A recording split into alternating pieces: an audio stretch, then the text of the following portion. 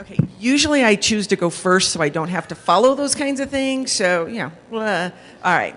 So, good morning, all. Thank you all for listening to us and being part of this journey that we're on. My name is Gina Leonhard, and like Laura, my journey in this world, education profession, started 25 years ago, and I've only ever been in middle school. So middle school is my home. I love my little middle school children. And I was the one hoping for snow this morning, just so you know that, because I'd rather not get up here and talk. But when they came to us a few weeks ago and said, we want you to get up and talk about these things, I thought, I have no magic bullet. I have no recipe for success that anybody else out there isn't already doing this. I get the amazing piece of talking about culture.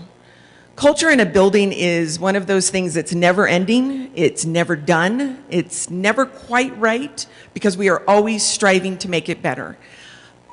I've had the ability to hit the reset button.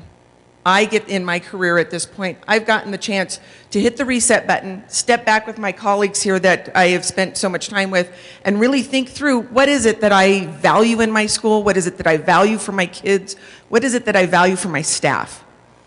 So when I hit the reset button and I look back and I go, okay, we really need to change things for our kids because our world is changing for our kids. We can't completely do it the way we've always done it because it's not going to work anymore.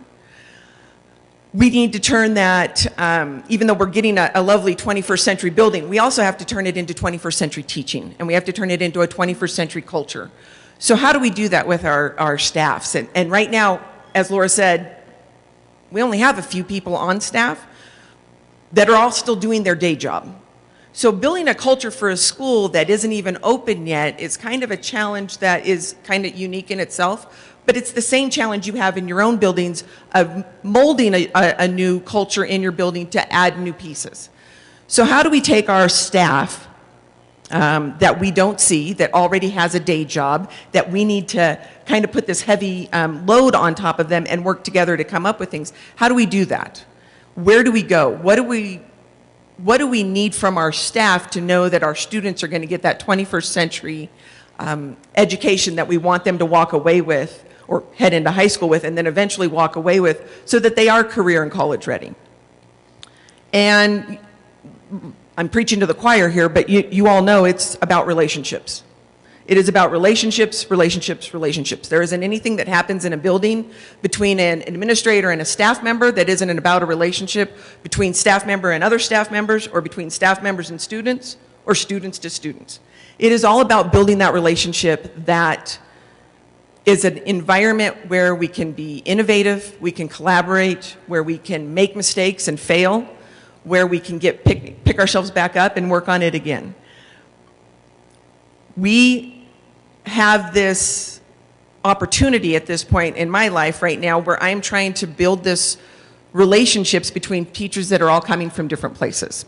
All have different backgrounds, all have different biases, all know teams in a different way, right? Some of them have seen it, some of them live it, some of them haven't opened it, some of them are still hanging on to the Google life.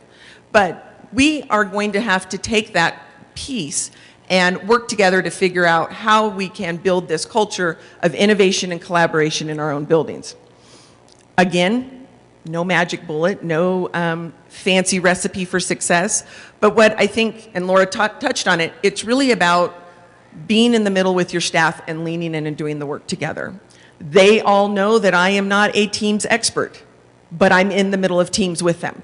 We do many of our staff meetings on the team's conversation page. We do it in video chat. We do it together when we send out documents and have them collaborate, because we're not together all the time. So those are things that I've had to learn with them, they've had to learn with me. When we are together, the conversation is about what are we going to do for our students. So that piece of culture only happens when we're all in the work together. Again, I don't have any fabulous magic bullet. I don't have any huge words of wisdom that you guys aren't all out there living it and doing it every day. It is about the relationships that we build in our building. And when you get the chance, every day I feel I have the chance to hit that reset button Every morning you get up and you think, okay, what am I going to accomplish today? And it should be about, what am I going to accomplish today for my kids? What am I going to do to make their day better? What am I going to do to help out my staff to make their day better for the kids in their classroom? That is the culture that we want in our building and that we are striving to accomplish. Those are not anything that you aren't already doing in your buildings. It's the same hard work that we do every single day. The beauty of it is we have the resources of each other. I have my group back here that I spend a lot of time with, but to reach out to even district personnel that can help us with this, with Trish in SEL, with Tiffany in Equity and Diversity. There are huge, huge resources out there, not to mention everybody sitting at your own table. The hard work doesn't have to be done by yourself because we're all in the same work together.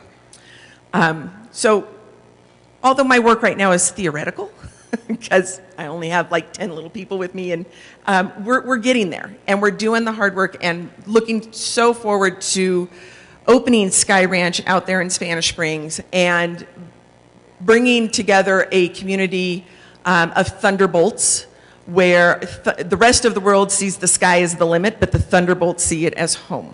So, thank you.